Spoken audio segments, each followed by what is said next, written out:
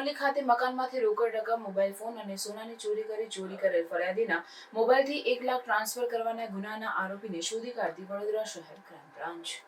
વડોદરા શહેરમાં મિલકત સંબંધી ગુનાઓ રોકવા તથા આવા ગુનાઓના આરોપીઓને શોધી કાઢવા માટે પોલીસ કમિશનર નરસિંહા કુમાર, અધિક પોલીસ કમિશનર લીના પાટીલ, ડીસીપી યુવરાજપાલ સિંહ જાડેજા અને એસીપી એચ.એ. રાઠોડના માર્ગદર્શન હેઠળ ક્રાઇમ બ્રાન્ચ સતત કામગીરીમાં છે।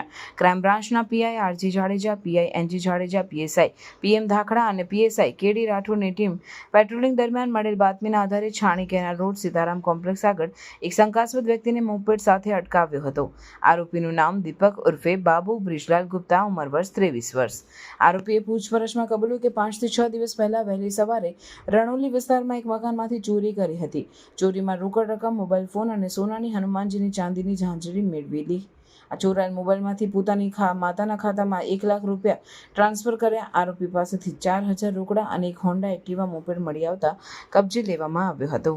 સમાચારોની ઝડપી અપડેટ માટે હમણાં જ સત્ય સ્વરાજ ન્યૂઝ ચેનલને લાઇક, શેર અને સબસ્ક્રાઇબ કરો।